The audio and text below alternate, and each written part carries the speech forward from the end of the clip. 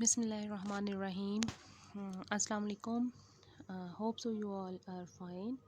और I hope so कि जो पहले आपको लेक्चर दिया था वो आपने अब तक अच्छे तरीके से मेमोराइज़ कर लिया होगा और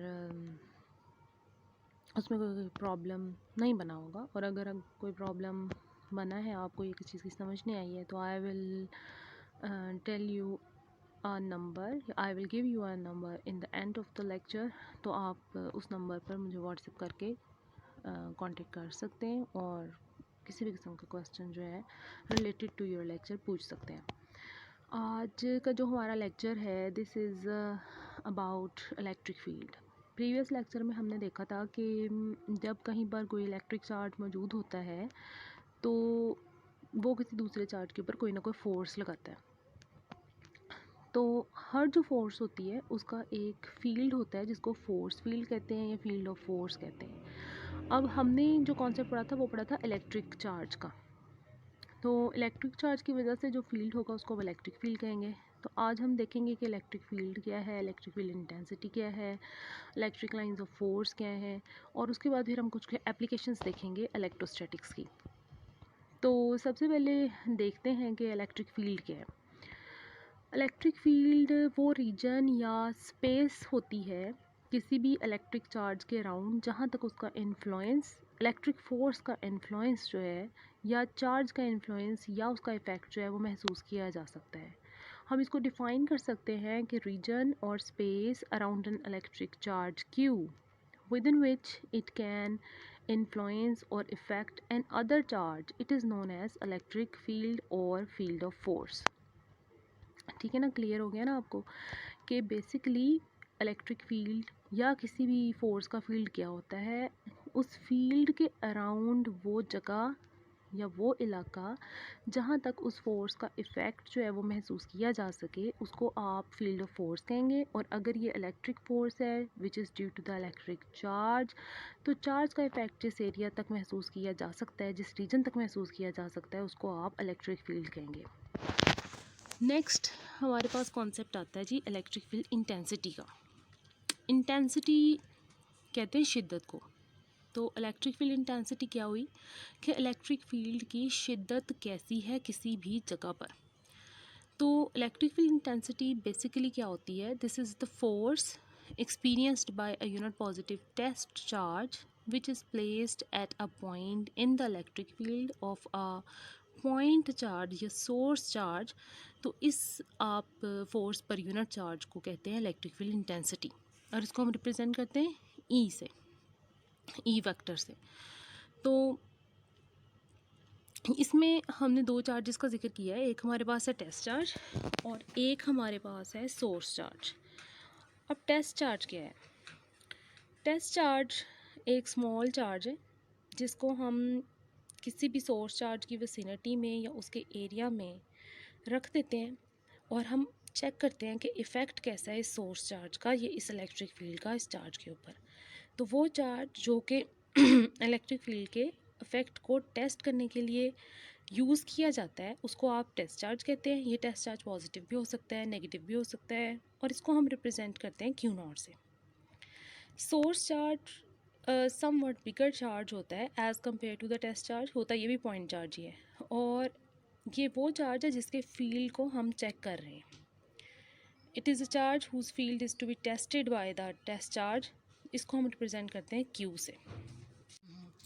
हम सपोज़ करते हैं कि हमारे पास एक पॉइंट चार्ज क्यू है, दिस इज़ पॉजिटिव चार्ज, और उससे किसी डिस्टेंस आर पर एक ख़ास पॉइंट है पी जिस पर एक टेस्ट चार्ज रखा हुआ है, और हम ये देखते हैं कि इस टेस्ट चार्ज के ऊपर जो पॉइंट चार्ज है वो कोई ना कोई फोर्स लगा रहा है जिसको हम इलेक्ट्रोस्टैटिक फोर्स FE से रिप्रेजेंट किया हुआ है। तो इसकी वजह से अब इलेक्ट्रिक फील्ड स्ट्रेंथ या इलेक्ट्रिक फील्ड इंटेंसिटी क्या होगी, एज वी प्रीवियसली डिफाइंड कि force which is experienced by the test charge at a point P in the electric field of a point charge Q तो is defined as electric field intensity। वो force जो ये test charge experience कर रहा है इस point P पर, किस वजह से? क्योंकि एक फील्ड है यहाँ पर इलेक्ट्रिक फील्ड, और इलेक्ट्रिक फील्ड किसकी वजह से? क्यू चार्ज की वजह से। तो अब इस पॉइंट पर ये जो फोर्स है by this charge will be called as electric field intensity at this specific point P. Q not यहाँ पर टेस्ट चार्ज है, Q सोर्स चार्ज है, E जो है वो इलेक्ट्रिक फील्ड इंटेंसिटी है which is a vector quantity और इसकी डायरेक्शन सेम ही है जैसे कि फोर्स की होती है। तो इसके यूनिट्स होते हैं न्यूटन पर कूलम। अब हम इसके लिए एक एक्सप्रेशन ड्राइव करते हैं इलेक्ट्रिक फील्ड इंटेंसिटी के लिए। हमने कंसीडर किया है जी कि हमारे पास एक चार्ज है पॉइंट चार्ज Q, उसका एक इलेक्ट्रिक फील्ड है, इसके इलेक्ट्रिक फील्ड में एक पॉइंट P है जहाँ पर हमने एक टेस्ट चार्ज Q नॉट रखा है। ये जो टेस्ट चार्ज Q नॉट है इसके ऊपर फोर्स जो है ये कुछ ना कुछ फील कर रहा है फोर्स। अगर सेंटर में Q जो है पॉजिटिव चार्ज है और Q नॉट टेस्ट चार्ज भी पॉजिटिव चार्ज है तो ये क्या फोर्स फील करेगा, फोर्स ऑफ रिपल्शन। ये फोर्स ऑफ रिपल्शन जो है महसूस कर रहा है at some specific distance r। तो अब जो कूलम्स फोर्स एग्जर्ट होगी इसके ऊपर by the source charge Q वो क्या होगी, F is equal to 1/4πε0 Q naught over r square r hat is the unit vector या position vector which is giving you the direction of this force. अब electric field intensity क्या होती है, force per unit charge per Q naught, ठीक है ना। तो हम इसमें फोर्स की वैल्यू पुट कर देते हैं 1/4πε0 Q naught over r square Q not r hat. तो Q नॉट से कैंसिल हो जाएगा तो आपके पास बच जाएगा जी 1/4πε0 Q ओवर r स्क्वायर।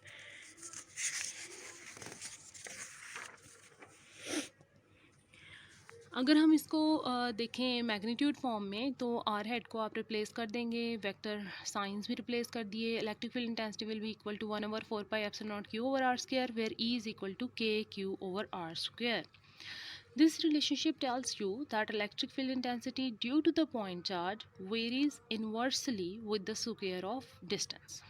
ठीक है जी, डिस्टेंस स्क्वायर में चेंज हो रहा है तो उसके हिसाब से वेरी कर रही है electric field intensity inversely. Distance बढ़ता जाएगा, इलेक्ट्रिक फील्ड इंटेंसिटी कम होती जाएगी। अब चलते हैं जी हम इलेक्ट्रिक फील्ड इंटेंसिटी के बाद हमारा टॉपिक है इलेक्ट्रिक फील्ड लाइंस। ऑब्वियसली हमने बात की इलेक्ट्रिक फील्ड की। इलेक्ट्रिक फील्ड वो रीजन है जो कि किसी चार्ज के अराउंड है जहाँ पर उसकी फोर्स जो है वो महसूस की जा सकती है। अब हमें कैसे पता चलेगा कि मतलब इलेक्ट्रिक फील्ड कैसा है या कैसा नहीं है या उसमें कोई लाइंस हैं या नहीं है। तो माइकल फैराडे ने सबसे पहले एक प्रपोज किया था इलेक्ट्रिक फील्ड लाइंस का कॉन्सेप्ट और उसने कहा था ये इमेजिनरी लाइंस होती हैं जो किसी इलेक्ट्रिक फील्ड में प्रेजेंट होती हैं, तो इनको हम इलेक्ट्रिक लाइंस ऑफ फोर्स कहते हैं। ये जो इलेक्ट्रिक लाइंस ऑफ फोर्स हैं इनकी direction always along the direction होती है जिसमें टेस्ट चार्ज मूव कर रहा होता है। ठीक है जी, टेस्ट चार्ज अगर अवे मूव कर रहा है तो इनकी डायरेक्शन भी अवे होगी। अब इलेक्ट्रिक फील्ड लाइंस जो हैं these can be considered as a map. इनको आप एक मैप की तरह ले सकते हैं क्योंकि ये बेसिकली एक पिक्टोरियल व्यू होता है जो आपको क्वालिटेटिव और quantitative information electric field strength और डायरेक्शन की दे रहा होता है। क्वालिटेटिव मीन्स कि जी देखें आपका फील्ड जो है वो डायरेक्टेड आउटवर्ड है या इनवर्ड है, लाइंस क्लोज हैं या अवे हैं, ये सारा कुछ। और क्वांटिटेटिव क्या कि इलेक्ट्रिक फील्ड स्ट्रेंथ क्या है। तो ये दो किस्म की इंफॉर्मेशन दे रहा होता है। It also provides us about information about the force acting on a charge particle placed in the electric field. ये हमें ये भी इंफॉर्मेशन देता है कि अगर जो चार्ज पार्टिकल कोई आपने इलेक्ट्रिक फील्ड में रख दिया है तो उसके ऊपर कैसी फोर्स जो है वो एक्ट करती है। सबसे पहले हम देखते हैं कि ये डायरेक्शन कैसे बताता है ना इलेक्ट्रिक फील्ड की या इलेक्ट्रिक फील्ड लाइंस की डायरेक्शन कैसे होती है।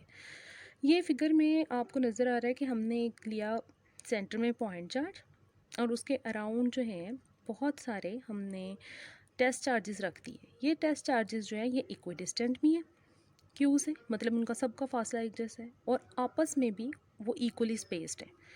तो ये जो टेस्ट चार्ज है क्यों हम कंसीडर करते हैं कि ये भी पॉजिटिव है, सेंटर वाला भी पॉजिटिव ये भी पॉजिटिव है, तो सबको रिपल्शन जो है ना वो आ रही है किसकी वजह से, पॉइंट चार्ज की वजह से। Every test charge is repelled by the charge Q और कहाँ फिर वो मूव करते हैं रेडियली आउटवर्ड, आपस में भी एक दूसरे को रिपेल कर रहे हैं, सेंट्रल चार्ज भी रिपेल कर रहा है और फाइनली वो क्या बन रहा है एक रेडियली आउटवर्ड डायरेक्शन में मूव करना शुरू हो गए हैं। और इसकी वजह से जो इलेक्ट्रिक लाइंस ऑफ फोर्स होंगी हर पॉजिटिव चार्ज की वजह say that will be radially directed outward from it. Radial का मतलब क्या होता है, रेडियल का वर्ड निकला है रेडियस से। रेडियस किसका होता है, सर्कल। तो उसका मतलब एक सर्कुलर सिमेट्री है जिसमें हर जो चार्ज है वो रेडियस रेडियली आउटवर्ड जो है वो मूव कर रहा है।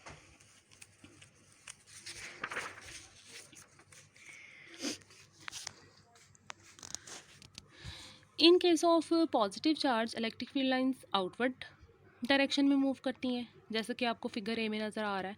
और इन केस ऑफ नेगेटिव चार्ज जो आपके पास इलेक्ट्रिक फील्ड लाइंस हैं वो डायरेक्टली रेडियली डायरेक्टेड इनवर्ड होती हैं, क्योंकि जो अब फोर्स लग रही है वो अट्रैक्टिव फोर्स है। अच्छा जी, in case of positive charge, जब आपके पास एक पॉजिटिव पॉइंट चार्ज है और टेस्ट चार्ज भी पॉजिटिव है, तो आपके पास आ रही है फोर्स ऑफ रिपल्शन, तो जिसकी वजह से जो इलेक्ट्रिक फील्ड लाइंस हैं they will be directed radially outward. अगर आपके पास पॉइंट चार्ज नेगेटिव चार्ज है और आपका टेस्ट चार्ज पॉजिटिव है, तो अब जो इलेक्ट्रिक लाइंस ऑफ फोर्स की डायरेक्शन होगी that will be radially inward as shown by the arrows और नेगेटिव चार्ज है सेंटर में फिगर बी में। क्यों? क्योंकि अब जो फोर्स लग रही है that is the attractive force. तो ये फोर्स क्या कर रही है, ये पॉजिटिव चार्जेस को अपनी तरफ अट्रैक्ट कर रही है। तो अब जो इलेक्ट्रिक लाइंस ऑफ फोर्स की डायरेक्शन है this is radially inward. Next step आता है हमारे पास इलेक्ट्रिक फील्ड स्ट्रेंथ का। जो ऊपर हमने फिगर्स बनाई उनसे ये तो क्लियर है कि इलेक्ट्रिक फील्ड लाइंस जो हैं वो हर पॉसिबल डायरेक्शन में मर्ज हो रही हैं। अब फील्ड स्ट्रेंथ कैसी होगी? अगर आप थोड़ा सा इसको व्यू करें तो आपको ये नज़र आ रहा है कि जैसे जैसे ये चार्ज के करीब जगह है ना, यहाँ पर इलेक्ट्रिक लाइंस ऑफ फोर्स आपस में पास पास है। दूर दूर जाते हैं तो वो भी फार्दर अपार्ट मूव कर जाती हैं। तो जहाँ पर इलेक्ट्रिक लाइंस ऑफ फोर्स आपस में क्लोज होती हैं तो वहाँ पर फील्ड स्ट्रेंथ ज़्यादा होती है। जहाँ पर इलेक्ट्रिक लाइंस ऑफ फोर्स आपस में पास होने की बजाय आपस से दूर दूर हो जाती हैं, उनके दरमियान में डिस्टेंस बढ़ जाता है, तो वहाँ पर इलेक्ट्रिक फील्ड की स्ट्रेंथ जो है वो भी कम हो जाती है। अब इलेक्ट्रिक फील्ड इंटेंसिटी की जो मैग्नीट्यूड है वो डायरेक्टली प्रोपोर्शनल होती है number of lines passing through a unit perpendicular area. किसी एरिया में से जितनी number of electric lines of force pass कर रही होती हैं वहाँ पर इलेक्ट्रिक फील्ड की इंटेंसिटी उतनी होती है, और it is independent of the number of charges. मतलब अगर हम कंसीडर करें कि ये हमारे पास एक एरिया है पास वाला, तो यहाँ पर अगर नंबर ऑफ़ लाइंस ज़्यादा गुजरी होगी तो यहाँ पर इलेक्ट्रिक फील्ड स्ट्रेंथ ज़्यादा होगी, और यहाँ दूर है तो एरिया आपके पास ज़्यादा होने की वजह से अगर लाइंस कम गुजरी हैं तो यहाँ पर इलेक्ट्रिक फील्ड स्ट्रेंथ क्या होगी, कम होगी।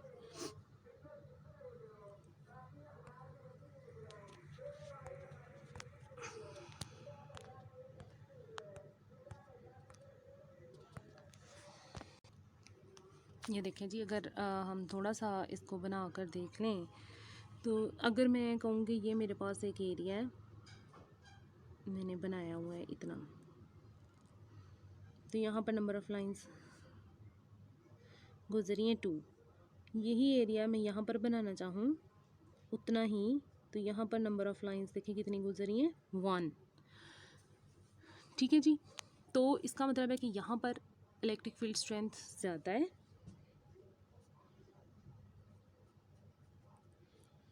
और यहाँ पर क्या है, लेस इलेक्ट्रिक फील्ड स्ट्रेंथ।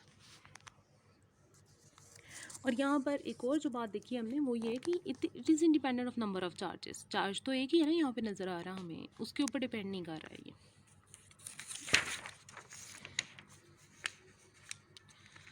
अब देखते हैं हम कि अगर हमारे पास दो ऑपोजिटली चार्ज प्लेट्स हों तो उनके दरमियान इलेक्ट्रिक फील्ड लाइंस कैसी होती हैं। इलेक्ट्रिक फील्ड लाइंस पैरेलल होती हैं और इक्वली स्पेस्ड होती हैं दो ऑपोजिटली चार्ज प्लेट के दरमियान में। तो इस हिस्से में जहाँ पर ये इक्वली स्पेस्ड होंगी और जहाँ पर ये पैरेलल होंगी वहाँ पर इलेक्ट्रिक फील्ड कैसा होगा, यूनिफॉर्म।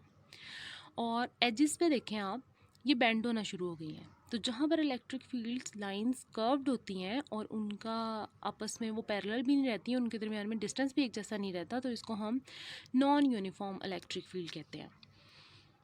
सिमिलरली अब नेक्स्ट आपको नज़र आ रहा है कि इलेक्ट्रिक फील्ड है किसके दरमियान, दो ऑपोजिटली चार्ज्ड दो ऑपोजिट चार्जेस के दरमियान में। एक हमारे पास पॉजिटिव चार्ज है, एक नेगेटिव चार्ज है। इसमें आपको नज़र आ रहा है सेंट्रल रीजन में क्या है, लाइंस क्लोजली स्पेस हैं, पैरेलल हैं, इक्वली स्पेस्ड हैं, तो यूनिफॉर्म इलेक्ट्रिक फील्ड सेंटर में बना हुआ है और इलेक्ट्रिक फील्ड स्ट्रेंथ भी ज़्यादा है। क्यों? क्योंकि मैंने अभी थोड़ी देर पहले आपको यही बताया है कि जहाँ पर electric lines of force closely spaced होती हैं वहाँ पर इलेक्ट्रिक फील्ड की स्ट्रेंथ ज़्यादा होती है, और जहाँ पर इलेक्ट्रिक लाइंस ऑफ फोर्स दूर दूर होती हैं वहाँ पर इलेक्ट्रिक फील्ड की स्ट्रेंथ कम होती है। तो अब यहाँ पर भी मैंने मेंशन किया है कि देखें सेंटर में पॉजिटिव और नेगेटिव में अट्रैक्टिव फोर्स लग रही है, और इस फोर्स की वजह से सेंटर में electric lines of force parallel हो गई हैं एक दूसरे के, और लॉन्गिट्यूडनल डायरेक्शन में वो इकट्ठी हुई हुई हैं। तो यहाँ पर आपके पास इलेक्ट्रिक फील्ड स्ट्रेंथ ज़्यादा है और यहाँ पर फील्ड भी यूनिफॉर्म है क्योंकि इक्वली स्पेस्ड है। जब हम देखते हैं जहाँ पर कर्व हुई हुई हैं तो कर्व लाइंस आपस में ना तो इक्वली स्पेस्ड है, दूसरा वो कर्व्ड है, तो यहाँ पर नॉन यूनिफॉर्म फील्ड है और क्योंकि वो आपस में करीब करीब भी नहीं है तो फील्ड भी वीक है। अब आप आ जाए जी फील्ड देखें, इलेक्ट्रिक फील्ड जब सेम चार्ज या आइडेंटिकल चार्ज हो तो कैसा होता है।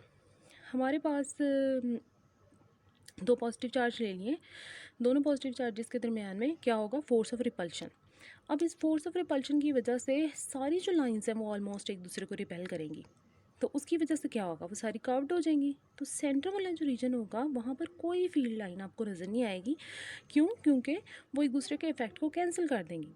जब इफेक्ट कैंसिल हो जाएगा तो क्या होगा, अब इनके दरमियान का जो रीजन होगा that will be charge free region. इसको आप ज़ीरो फील्ड स्पॉट भी कह सकते हैं, न्यूट्रल जोन भी कह सकते हैं। और इसको हम कहाँ इस्तेमाल करते हैं, अगर हमने किसी कहीं पर कोई शील्डिंग करनी हो कि हम चाहें कि हमने कोई ऑब्जेक्ट रखना है जिसके ऊपर चार्जेस का कोई इफेक्ट ना हो, तो उसको फिर हम ऐसे रीजन में रख सकते हैं जिसको चार्ज फ्री रीजन या न्यूट्रल जोन कहते हैं। मतलब आपने सेंटर में एक चार्ज बॉडी रख दी है जिसके ऊपर आपको चार्ज नहीं चाहिए और उसके इर्द गिर्द आइडेंटिकल चार्जेस रख दिए, तो क्या होगा, उसके ऊपर कोई इलेक्ट्रिक फील्ड का असर नहीं हो सकेगा।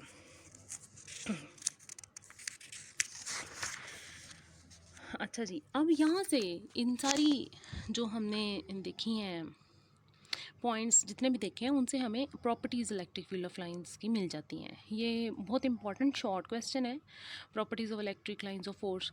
इसके अलावा इसमें एक शॉर्ट आंसर का जो आपकी एक्सरसाइज में और जो आपको असाइनमेंट में भी आज मिलेगा उसका आंसर भी है। तो आपने ये जो है ना वो ज़रा बहुत गौर से कर लेना, और ज़ीरो फील्ड स्पॉट वाला जो क्वेश्चन है वो भी बहुत इंपॉर्टेंट है। अच्छा जी, सबसे पहले आपने ये देखा कि जो इलेक्ट्रिक लाइंस ऑफ फोर्स हैं they always start from the positive charge and end at negative charge. Second आपने क्या देखा कि electric field lines of force की जो डायरेक्शन है due to the positive charge वो हमेशा रेडियली आउटवर्ड होती है, और अगर आप नेगेटिव पॉइंट चार्ज की बात करें तो it will be directly radially directed inward, vice versa है ना, एक दूसरे के ऑपोजिट है। अब लाइंस ऑफ फोर्स एक दूसरे को कभी इंटरसेक्ट नहीं करती। हर एक जो लाइन है इलेक्ट्रिक फील्ड अपने अपने रास्ते पे चल रही है, तो वो एक दूसरे को इंटरसेक्ट नहीं करती, एक दूसरे को काटती नहीं है किसी जगह पे। अगर वो एक दूसरे को इंटरसेक्ट करना शुरू कर दें तो इसका मतलब क्या होगा, इसका मतलब ये होगा कि at the point of intersection यहाँ पर एक नहीं दो फील्ड्स मौजूद हैं जो कि फिज़िकली पॉसिबल ही नहीं। ठीक है ना, तो इलेक्ट्रिक लाइंस ऑफ फोर्स क्योंकि स्ट्रेट है, अपनी एक खास डायरेक्शन में मूव करती हैं, इसलिए वो किसी दूसरी फील्ड लाइन को कट नहीं कर सकती, इंटरसेक्ट नहीं कर सकती। अगर वो कहीं इंटरसेक्ट करती हैं तो इसका मतलब है वहाँ ज़रूर कोई दूसरा चार्ज या दूसरा फील्ड मौजूद है। तो इसलिए ये फिज़िकली पॉसिबल ही नहीं है कि इलेक्ट्रिक लाइंस ऑफ फोर्स एक दूसरे को कट कर सके, क्योंकि उनकी डायरेक्शन रेडियली आउटवर्ड है, खास डायरेक्शन में, एक ही डायरेक्शन में उन्होंने मूव करते जाना है। लाइंस जो हैं लेटरली एक्सपैंड करती हैं due to the similar charges, और लॉन्गिट्यूडनली कॉन्ट्रैक्ट करती हैं due to the opposite charges. अब इसका मतलब क्या है, आपके पास ना दो पोजीशंस होती हैं, ये देखिए जी, ये होती है लेटरल पोजीशन, ये, और ये जो हॉरिजेंटल के लॉन्ग है ना ये होती है लॉन्गिट्यूडनल।